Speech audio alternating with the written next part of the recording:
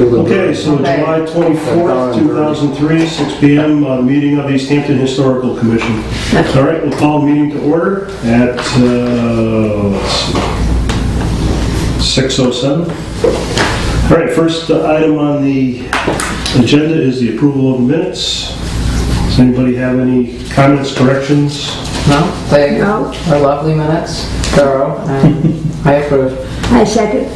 Okay, all in favor? Aye. Okay, good. Public speak. Nope. They'll line up the door. Correspondence, I have nothing as far as any recent correspondence. So we're up to number 5 already. Follow up on Easthampton Community Center. We got a letter to Ms. Spilecki concerning the community center, how we feel about it. And I also wrote a letter for the CPA. So Yeah, you wrote a great letter for that. That was really nice.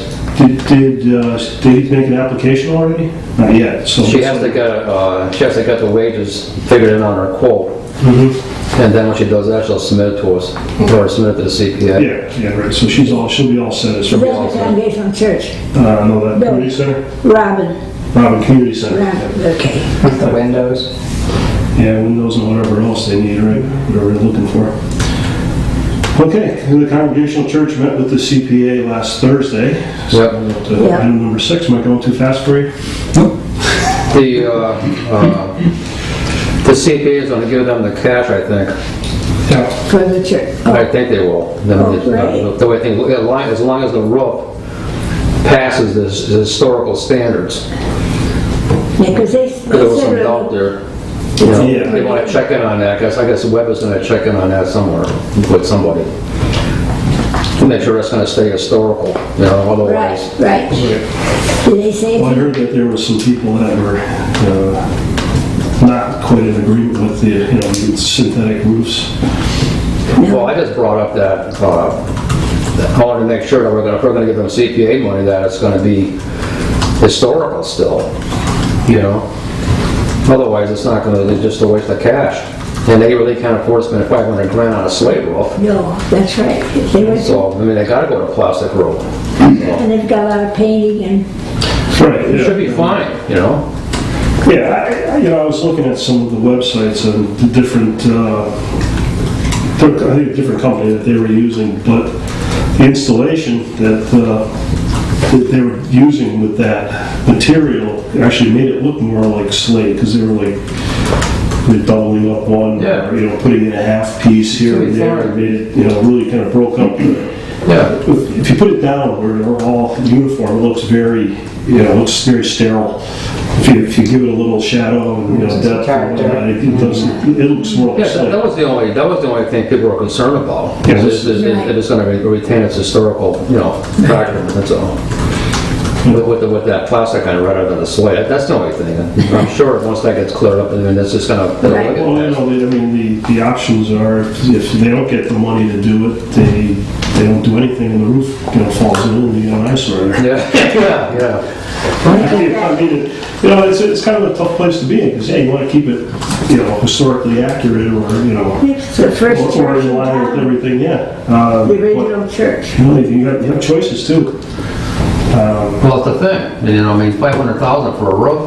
They can do it for like, what, 200 or whatever it was? I mean, save 300,000. I mean, come on. It's not a huge congregation. There's only a couple hundred people there. How can you afford There it? used to be a lot of people and members I used to belong to that thing, but... in the Mothers Club would have their big meetings. My parents used to belong to that. I used to go with Sunday school, Right, yeah. My brother went to Sunday school.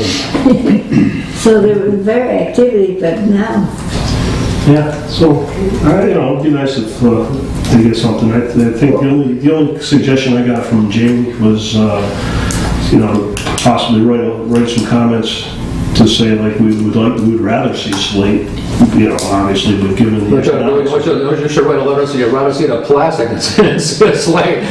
That'd be one way to get it, Yeah. Well, I know.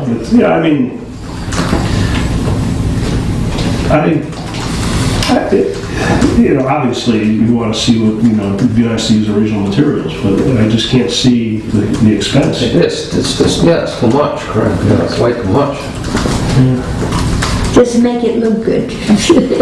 Well, I mean, I think they can Yeah. with the materials. It might be a little bit. I think it'll be fine. I mean, I'm not sure whose website they're looking at or who's going to be contacting, and contacting yourself or whoever. Yeah. And then they'll come back next month, and then that should be it. It should be no big deal. They'll get their 50 grand or whatever they're going to need, and then they'll move on to the next thing, you know? Because I know they're trying anyway. You know, I spoke with one of the members of that congregation there, and I says, you know, maybe you probably should have come in asking for a lot more money, and then 50 grand would have been easy. Absolutely, yeah. It should, I'd rather spend 400,000 on a roof of a church than spend a crazy amount of money on something else that came our way the last week. Unbelievable. Yeah. And the baseball fields and a soccer, they want like $612,000 For a field. and how many baseball fields is this town going to use? I mean, how many kids actually? I mean, how many baseball fields do you need in this town? Yeah, You know what I mean? I can see the football probably because, you know, they're in dire straits up there. The field's in pretty sad shape and, you know, it's swamp and everything else. And I guess you need a soccer field, but baseball, I'm beginning to wonder, you know, right. put the soccer field in the hell with the baseball. I mean, I don't know. I'll have to check it out more. That's going to be a dragged out little deal going on with that thing. Right. So, Well, anyway, so nobody else has got anything else on the church, right? I mean, there's no, okay. All right, that brings us up to item number 7, which would be a work plan for this coming year, which I guess has already started. did we cover the priority list by any chance, or is that on? Well, that's going to be part of it. I think what are we talking about next? Over the course of the last few, I didn't write anything down specifically right now, but I can actually do it here. First, we have to figure out, you know, make some priorities what we want to do. As far as like a priority list for the CPA, well, first of all, we should probably approach the CPA looking for money to upgrade our inventory sheets on all the houses that we have in town, and include the properties that should be inventory that weren't last time around, that weren't old enough to qualify last time. So we need to, you know, that's probably number 1 priority, is update our inventory. So But that would entail, So what would you put down for that? and that would actually, what? Go ahead. I said, what do you put down for that? I don't know what FY Oh, 2010. well, that's what I'm saying is, you know, Yes. what we want to do for the Right. coming year, what are our priorities? Right. You know, the first thing would be update the inventories on the homes and buildings in town. That makes all the sense in the world. And, you know, I mean, we can get professional help with that, which Pioneer Valley Planning or Mass Historical or somebody to come in, so we'll see how much that costs and how much, you know, we can offset and whatnot, and then we'll go look for some money. Because I think our budget's like $34. Maybe we can have Mr. Webb take care of that. I thought it was 25 or 10 or something. It was like, you couldn't cover stamps or something. No, I guess we can't. Well, we gave, the CPA gave money to the town clerk to update our records, I know that. Historical records, so. Yeah, and, you know, I think this certainly qualifies. Yeah, it could be the same thing. Matter of fact, Jessica even suggested that, getting somebody in there and going through those files and make sure, you know, get everything updated. Right. So, Okay, so that's one thing. The second thing that I was been kind of looking at for the last couple of years are the cemeteries. We have 2 that are fairly old, one that's in an area where there's going to be some development. So we want to look at and preserve that. You know, so we need to look at what we have there, inventory, the resources that we have at the cemetery. You know, get some photographs and some documentation on what's there. And if we need any money for restoration of graves and whatnot, we'll also address that. After those 2 things, is there any kind of veterans or you know, real old grave sites in our cemeteries? I mean, that date back, you know, way. there's some Revolutionary War veterans. Yeah. Whereabouts are they buried? I believe there's some on Main Street. Main Street Cemetery has a lot. And also East Street Cemetery, And yes. which is over by Parsons Street.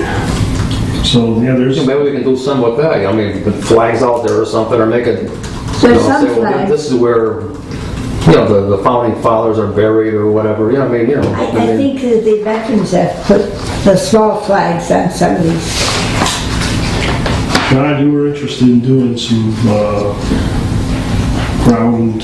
Yeah, archaeological survey, and I did a little more research, and I could look it up, but I'm just going to say I think it was the town of Sandwich.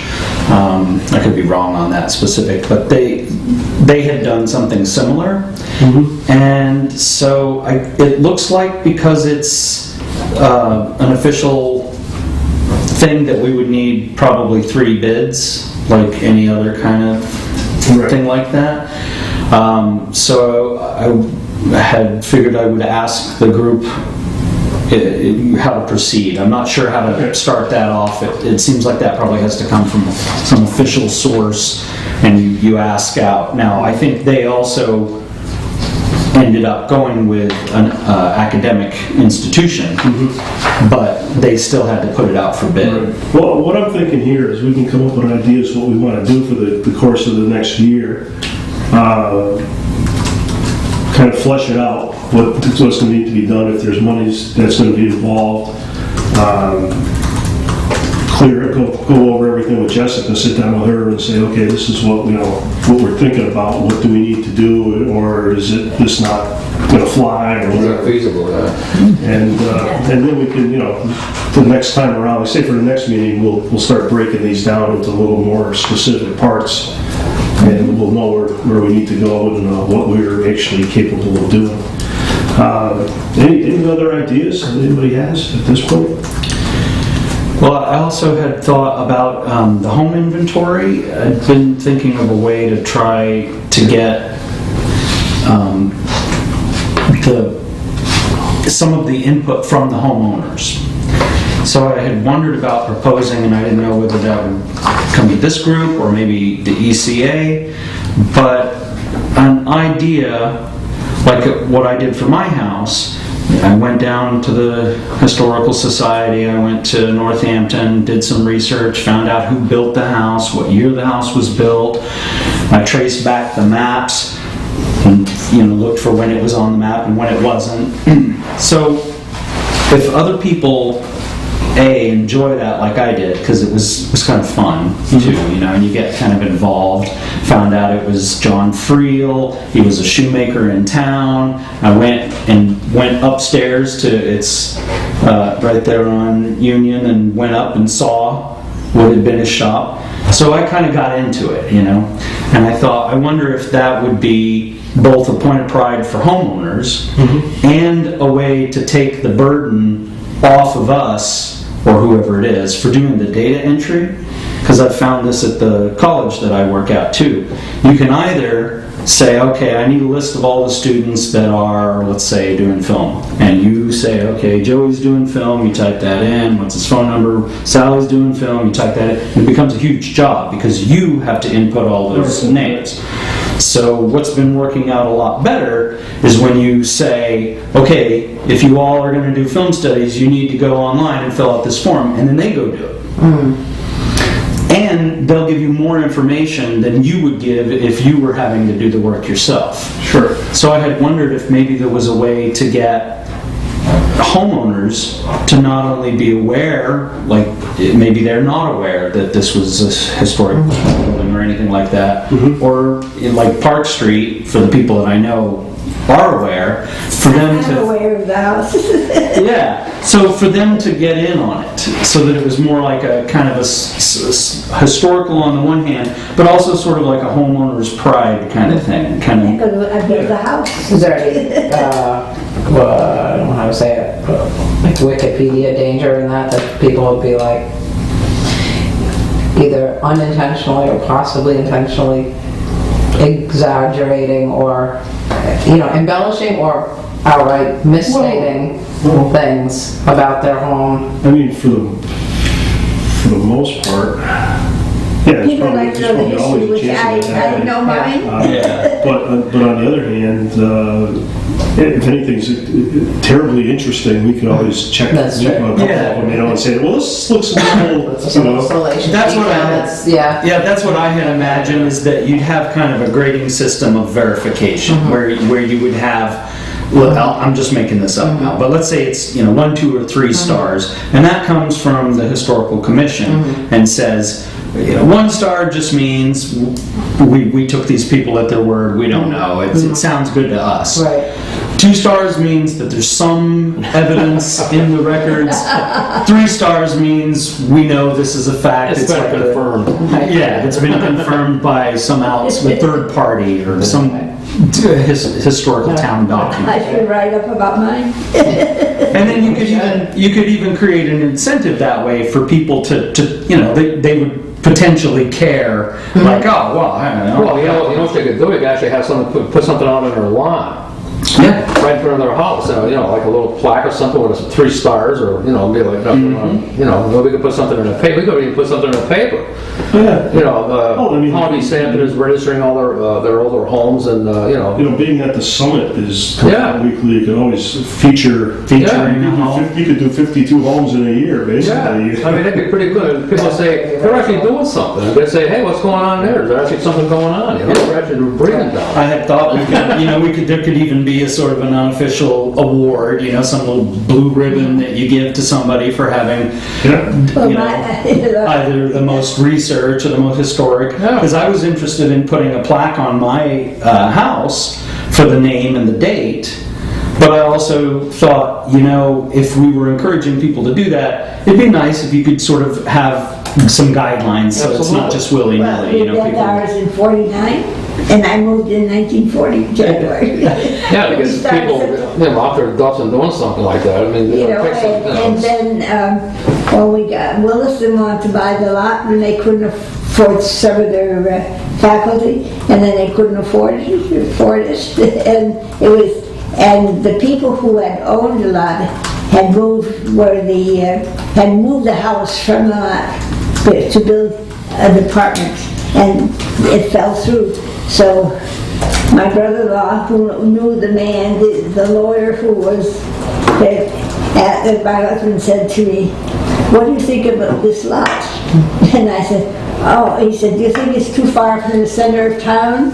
No, in the middle of the town. That was one thing. I said, "No way." They want to know if your house is too far from the center of town? What my husband said Yeah. when we were looking at the lot. I mean, right up here where you live? Yes, we were looking Smack in at the the lot. It's like, Well, I can tell you short. I could hit a 9-iron from there down there probably. Well, I went out with my husband the first date. I just graduated from nursing school, and I went out with for first date in October. I had my engagement ring in November, and I was married in May. Of course, I've known him through the 3 years while I was a nurse, but we were not allowed to go with any of the medical people. You couldn't go out with any medical staff. No fraternizing with the... Right. We can do it, so He was the best, that guy. he was great. He Yeah, was it great. was all class. And the thing that I liked, of course, I worked with him a lot in the office, especially when he was doing suturing and things like that. And he was actually a real artist. He looked at the thing, made sure to set it so not to have scars all over the place. He had Dr. Donay, they had Dr. Waite, Yes, Dr. Tenerowitz. right. Dr. Felson. I'll tell you a great story about, I'm not going to get the subject here, but years and years ago I was bowling in Northampton, and I think that's all how I was running around, and then Tenerowitz had a brand new Buick Riviera, okay, when it first came out. Yeah. So anyway, I pull in there, and I look over at his Buick, and his hubcaps are missing off his Riviera. Somebody stole the hubcaps off the thing. So I go in a bone alley, it's Northampton. I go and I say, "Hey, Doc," I said, "somebody stole your hubcaps." And he says, "What are you talking about?" I said, "I don't have hubcaps." I said, I got regular wheels. I got rims on that car. I said, "Rims?" I said, "Go check out your car. Somebody stole your hubcaps." oh, I want these Sarnak about that, he said, you know, and he was pissed. Right. Here he got charged like, you know, $200 a piece for, you know, he thought he had regular wheels on there, well, he had hubcaps. Oh, God. Well, So funny. hearing the two of you talk about it does remind me of one other thing that kind of came out of the master plan implementation committee.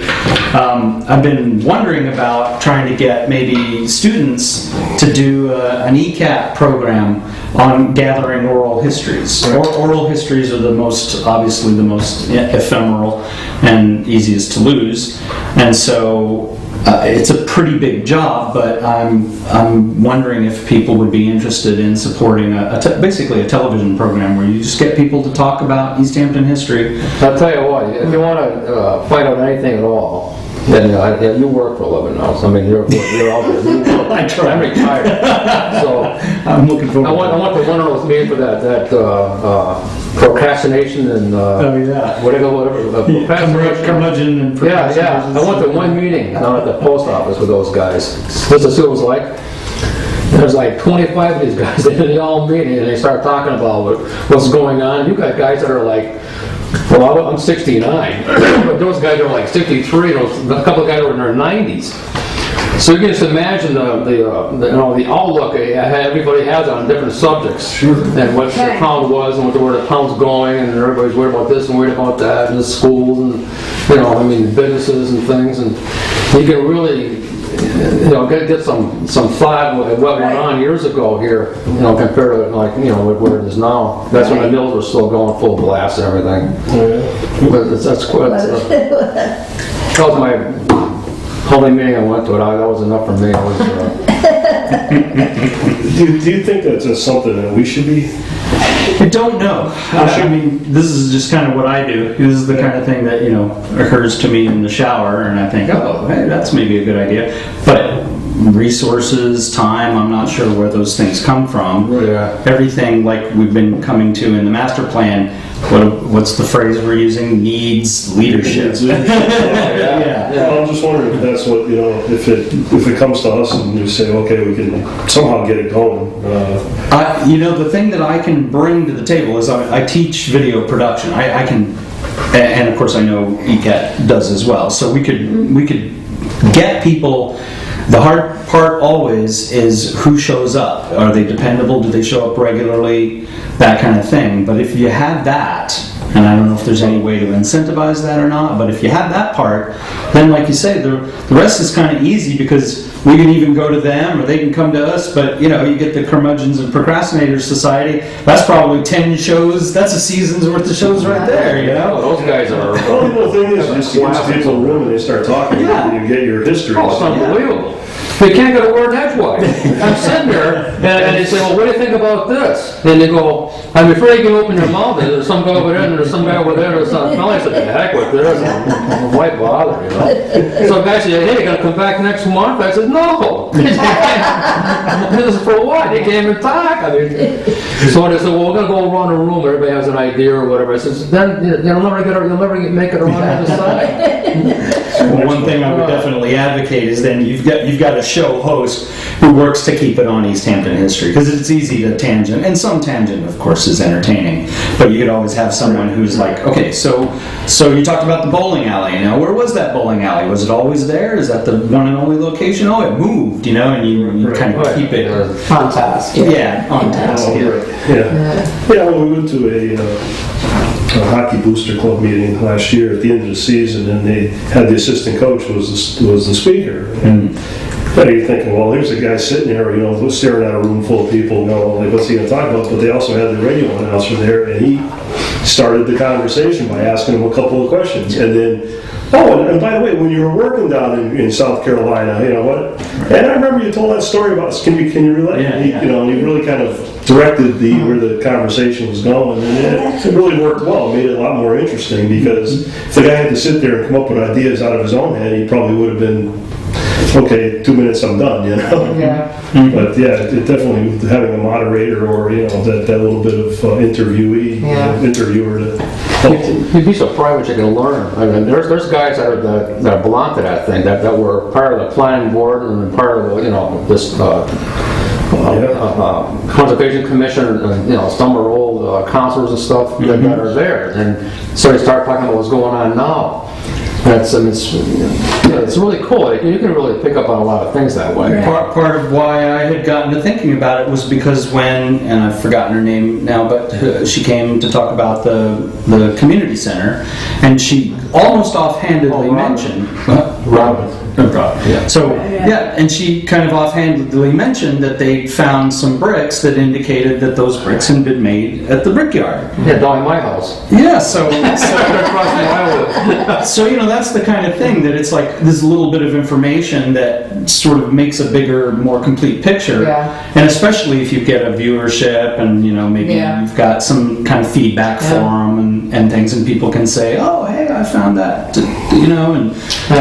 and for me, I always think that it's ironic that I'm so interested in Easthampton history because I'm not from here, but in a way that also makes me a good example of somebody who might be new to Easthampton. Say you get a young couple who've moved to town, they don't know that the community center used to be the German Hall. They don't know that. Right. How would they know that? I came down one afternoon and went through that file. I was here about 2 hours, went through that community center file, what it was, and all the different things. At one time, the Red Min and all that. Yeah. It's unbelievable. To read the history of that thing.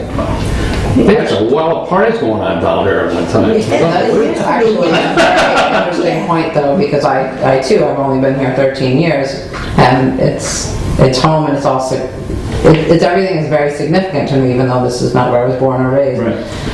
There are so many people that have and are continue to move here, and especially if we get that new giant housing, like it's going to just keep, just like everywhere else, how that is so important that as much as we can get and learn from everybody who actually is from here, born and raised. All of your parents have such stories that... Oh, my grandparents Like, they all kept journals. Yeah. They came from Germany, my grandparents did. You came from Are where? your parents born and raised here? Oh, sure. Father. Yeah, the Schultz, so they came from Germany. She's an out-of-towner. Well, I feel as though I've been here forever. Yeah, like we just learned you were born in South Hadley? But Yeah, I was born in the fall. But your whole life here, basically, Yes. like high school or so? I went to South Hadley, Yeah, wow, so yeah. the falls.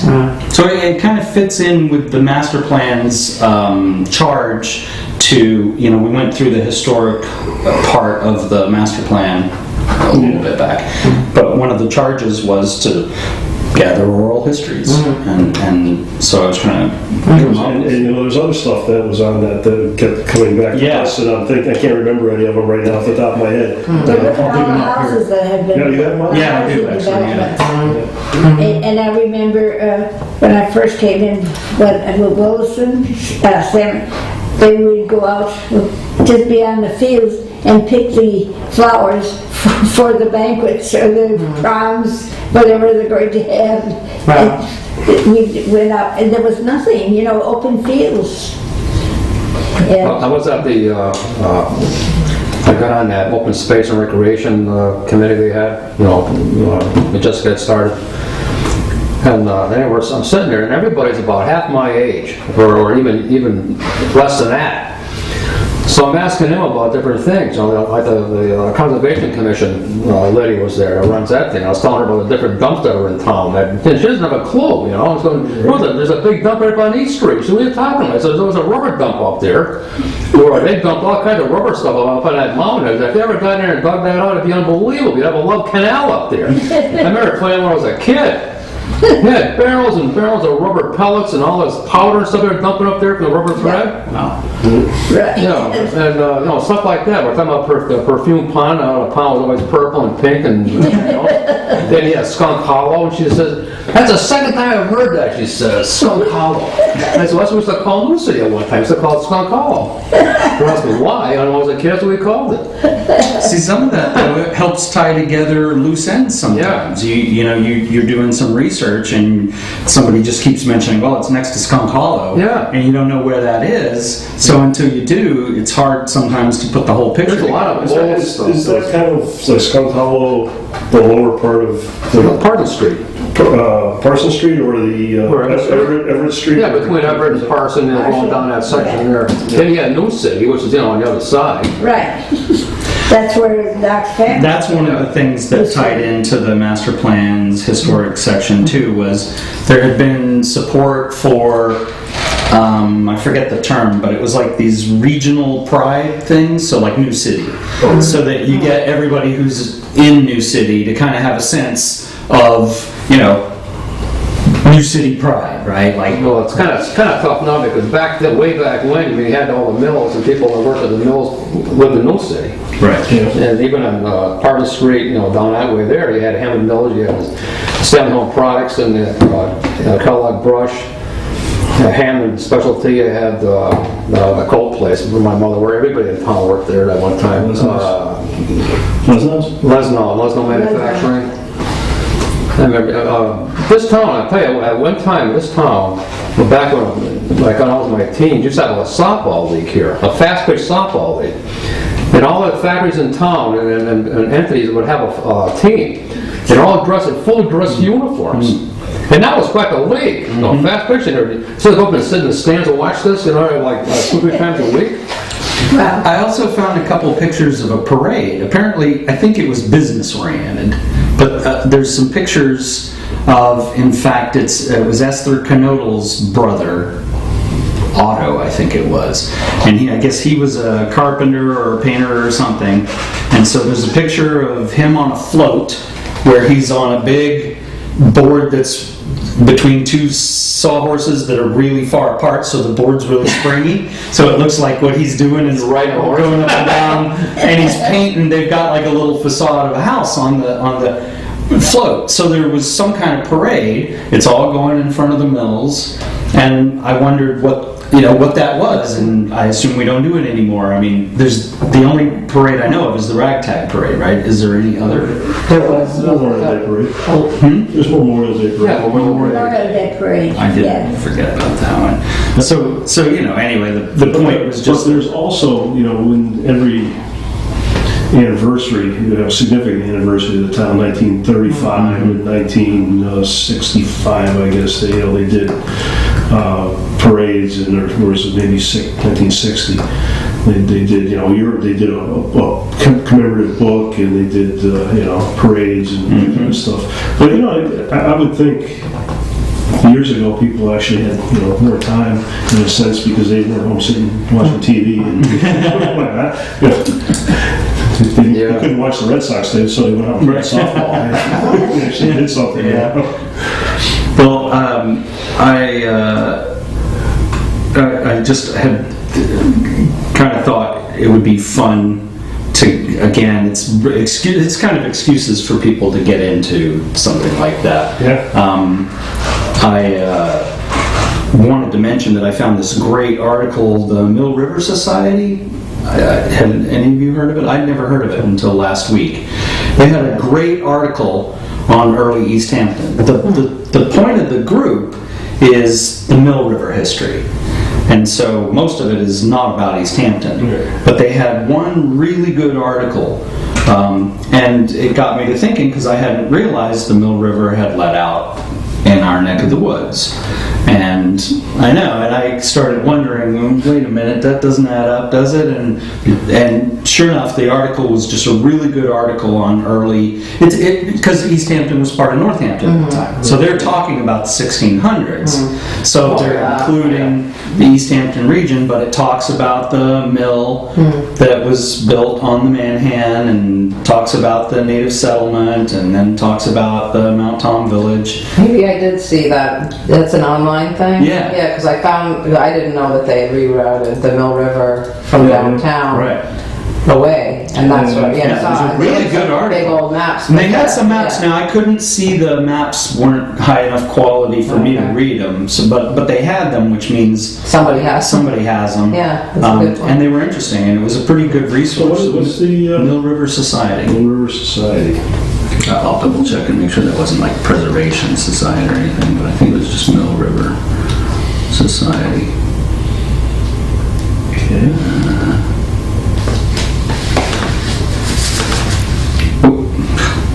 Clicked on the wrong one. A Mill River History. The First People, that was the article specifically. And it's millrivergreenway.org.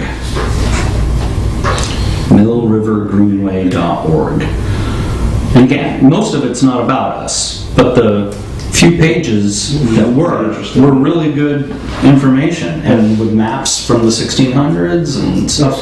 It had a link to the first peoples, so the Native Americans that were encountered by the Europeans when they got here, and it's a great map I've been looking for years that shows where everybody was. Of course, it was the Pecumtucks here, but that where they were when in the late 1500s when the Europeans arrived. And that's that whole Fort Hill area Yeah. that spans the Easthampton Fort Hill to the Northampton Fort Hill, yeah. Which is one of the things I was thinking when we put together the request for the archaeological survey.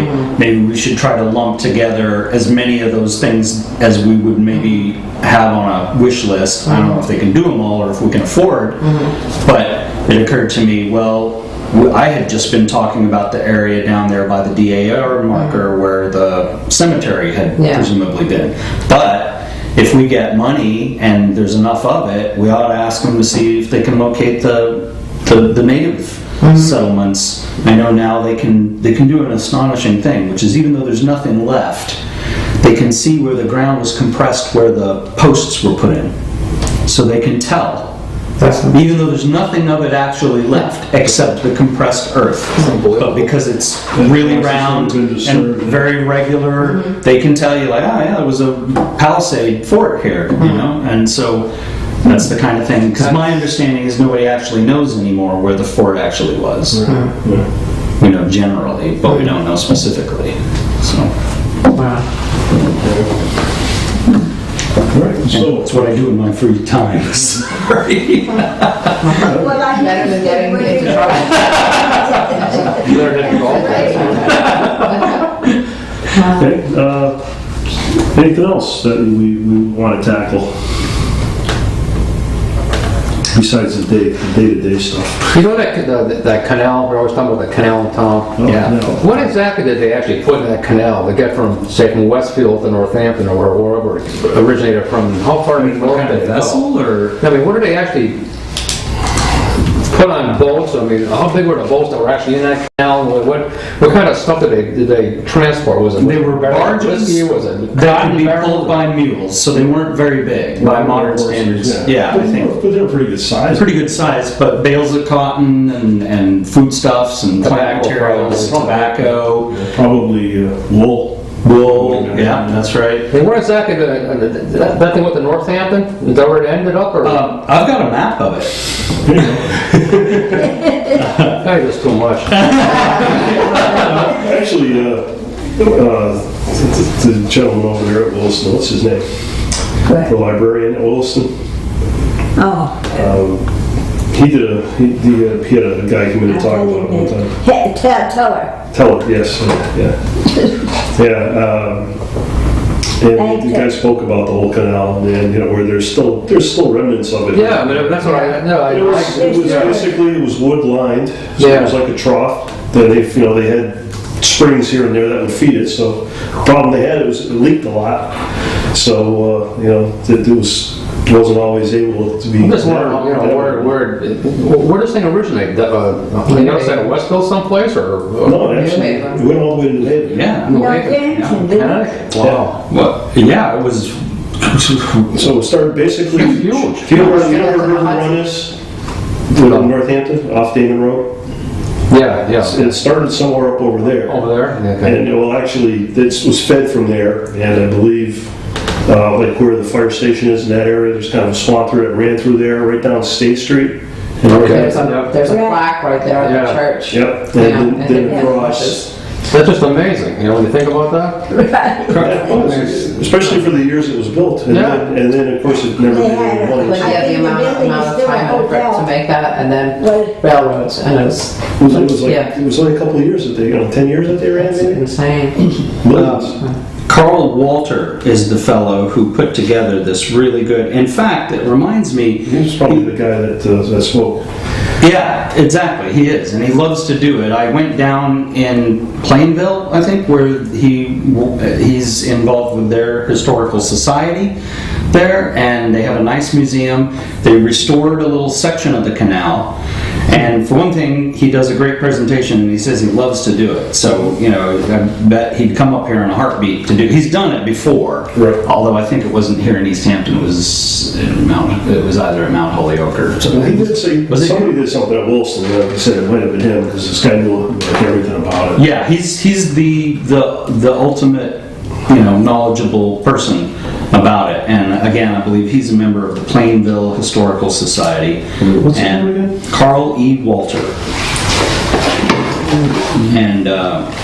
And he put together a map which Does that cross O'Neill Street by any chance? Yes, it does. Yes, it does. Right by where our machine used to be? Because Right behind Food Chemical, nobody or Food could Products. See it. Yeah, you can still see it. It's right down below our industrial park then, right? Yeah. Like little yeah. concrete blocks. Because I remember going and having lunch there when I was working on our machine. We'd go outside and there was always water in there. Right. Always water there. On Love Field Road, With a there lot of you can bugs. see some of the old Mosquitoes. Yes. blocks there. Yeah, the new section of bike path end in Northampton, you can actually see That- part of the canal. yeah, there's that little, and I had wondered if that would be a good one to put a plaque on or something, because that's so much, got so much. Did they have one at one time? Did they have a plaque? Oh, Bob always would talk about some sign being stolen, Well, but I'm not sure. they're what they it do stop and shop, because it'll kind of. Oh, that's right. That was part of the agreement. We should hold their feet to the fire on that. I remember being at the meeting where they said that they would do a little park, Yep. and And because even the use canal part. their drainage, well, that was your suggestion. All right, too. okay, let's back this up a little bit. Okay. I'm on the planning board. Now, run this by me so I can make a mental note of this. When Bring this up, the master plan people, which is how I got there, went to the meetings with the Stop and Shop, and some of the concerns we voiced, and I remember, one of mine was This that. is during the process of trying to Yep. bring it into town, okay? Yeah. One of them was that they were going to be doing that work down there where the canal path, the historic canal path was. And so. Talking about where they're gonna put the building, Yeah, well, it might have been the parking lot or something, because there's a whole bunch Well, of, it's gotta be in the back. yeah, and there's drainage and stuff that they have to do too, so they're stomping on a pretty big area there. So they had said, it's just verbal, it's not obviously written down, but it would be on the tapes, the videotapes, that they would do a park and respect the historical. No, wait, where would that be? In the back? Way out in the back somewhere? I would gather. I don't remember how their layout was, because one of the things I kept trying to I know exactly what it is. to argue with them that, my complaint wasn't that I was anti-Stop and Shop, it was that I, for one thing, don't want to take away the business from Big E, but that if they put a parking lot in front, it looks like every other Stop and Shop in the world. What they ought to do is dress it up so that it fits in with the character of Easthampton and doesn't just look like every other Stop and Shop. So I think things changed a lot. I don't think they ended up doing that, but I don't remember what the final layout was, what the final The final layout's gonna be the parking lot's gonna be in the front. So that's the thing. But it's gonna be, they're gonna have aisles and they're gonna have greenery in between, all that kind of thing. Yeah. No gas pumps, no retail business. Right. So it's the one that we passed, that ended up being a lot more condensed and a lot better looking project than the first one. Yeah, that's good, because that just, you know, my beef, and I'm tangenting now, but you know, part of my beef was I came prepared to show it off. I picked like 8 random Stop and Shops and Google Earthed them, and if you just plop yourself down, you couldn't tell where you were. You could be standing in a Stop and Shop parking lot. Exactly. You could be in Michigan, you could be in Massachusetts. Well, we knew they were in trouble when they first came to us. Because it says right at the highway of business, was they were filing underneath, the parking had to be in the back by our town ordinances.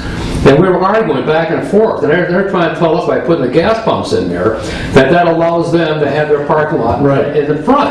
And I says to them, I said, there's no way. Because you're here for a supermarket, you're not here for gas pumps. That's why I turned it down. I voted it down the first time. I said, there's no way. I said, if you want gas pumps, then eliminate the supermarket. You can't have it both ways. Yeah. And the lawyers, oh, that's ambiguous, and the finger's going. I'll never forget, that was a battle. I had a lot of beef. So Cernak's having trouble. No, that's before this, that's before Cernak even got involved in this whole thing. I mean, as soon as we passed it, the second time around, everything was reduced, you know, no gas pumps, no retail business. It's going to be, you know, have trees planted here and make it look, you know, as friendly as you can. And as soon as it got passed, well, that's when Cernak went on the warpath. They got Tanner going, and you know, there was corruption between the planning board and you know, their lawyers and all that kind of stuff. And I had to go down for a deposition. I mean, I went to court for 4 days over that whole thing. You know. Oh, wow. Of course, I had nightmares over that whole thing. It was unbelievable. It should stay the way it is, it's so nice. I totally agree with you. But what people don't realize, and when somebody comes in and they're going to do something in town, well, we're getting outbeat here, but if somebody's going to do something, and it passes all the ordinances, and it passes the zoning, and the conservation doesn't have a problem with it, and the fire chief says, oh, the roads are fine, and the police say, oh, the roads are fine, and traffic study's all done, you can't vote it down. Yeah. Because if you vote it down, they're going to take it to court anyway. Because if Cernak would have taken us to court, well, then Stop and Shop would have taken us. We're going to go to court no matter what. Yeah, no, man. Oh, that's, You know, it is the whole truth, nothing but the truth, and all that kind of, you know, we go, I'm a retired machinist. oh, wow. Right. All right. So, get back on track here. Yeah, sorry about that. I mean, as far as the other stuff, we can pull from the master plan and pop it into this work plan. So I'll have a rough draft for the next meeting, and we can flesh it out a little bit more. So, anybody else have anything to add to it besides? You know that little priority list that we had originally? Yeah. You had like 3 or 4 things on there? Yeah, I think it's on the minutes. I told them at the CPA meeting that we definitely had a priority list started. Mm-hmm. Maybe you could email what we have to Ben Webb and even submit it to the chair of the CPA. Okay. And at least be aware that we have a list in the making. Yeah. And you make a note to be added, things to be added or whatever. Mm-hmm. And I won't be getting grilled that way. That would be great. Okay, list. Be sure that I get a list.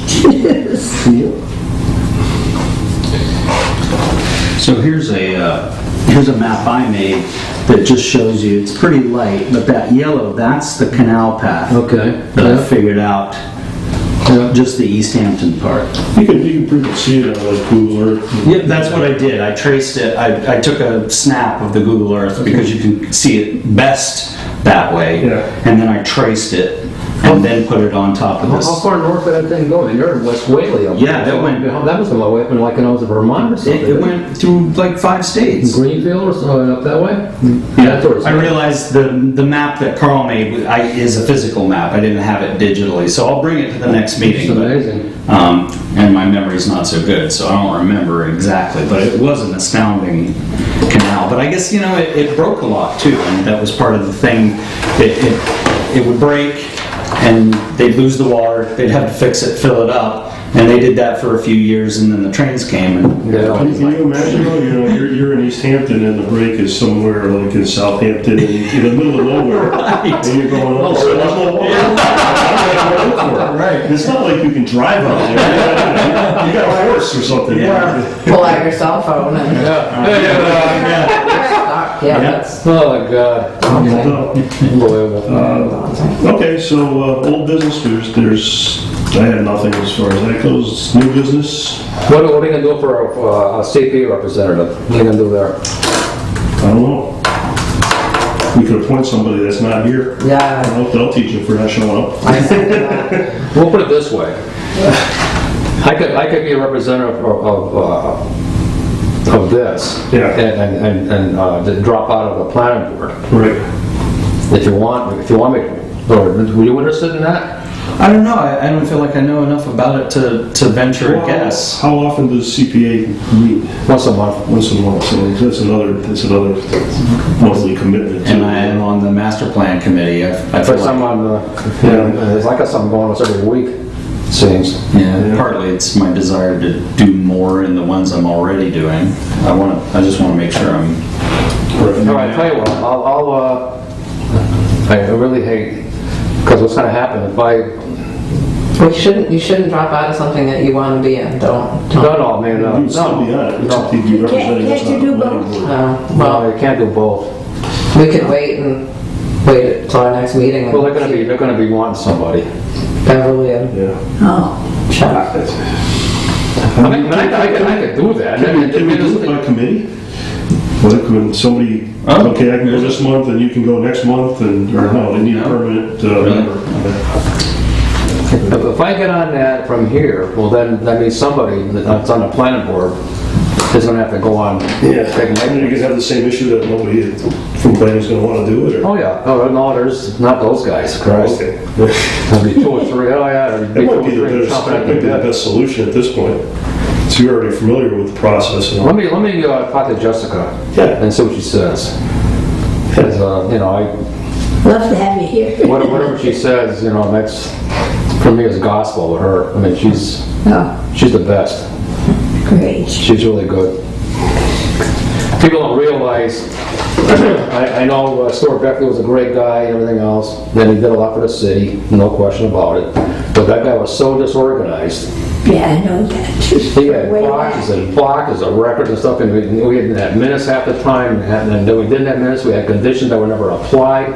So if there's something going wrong with a project, and somebody said, well, look, I'm gonna have somebody check the conditions on this and find out what the heck this guy is not complying with, well, they never were recorded. So you can't have the building inspector go down to a project and say, look, you're not doing this, or this, well, it was never recorded. So, but Well, the she way was things are being good. done now, it's like, it's like, Yeah, she's lovely. all our ducks are right in a row, I'll tell you. Every I is dotted, every T is crossed. Right. We'll have a meeting on something, pertaining to something, and it isn't like 2 days later, we'll have some information. Well, I found this pertaining to this, which you discussed, which could be done this way, and all that kind of terrific. stuff. All right, Keep showing your toes. so no new business? I think you did a great job on the letters, really, you really did. Thanks. I thought you did a really good job on that. Really impressed. Thank you. Yeah, so I have nothing to write this one, thank you. Okay, so August meeting, third Wednesday, 21st? Sure. This is the 21st. August 21st, yeah. Do you want 6 or 6:30? 6:30 is probably better for you, right? It is, but Can I make it 6:30? 6, I don't have a problem, because we've been going, kind of bouncing back and forth, Yeah, and I think sometimes it's I'll look at it and I'll go, oh geez, I put down, I forget what I said to. 6:30 is fine. 6:30 is good for me, I mean, I don't see all a right, rush. if it's okay for everybody, I mean, I Of won't. course, I probably would have been sleeping deeper than I was. I woke up at 5:30. I can be going. You have it in this room again? It'll be either A or B, depending what's open. Yeah. Okay. She said, well, there was somebody meeting in there Yes, at right. 5:30. They opened, they put the lights on for me, because I didn't know how to do Okay, it. so we have a motion to adjourn. I'm moving adjourn. Second, Second, all in favor? Yes. Aye. Okay, aye. very good. Savannah? Got a lot done.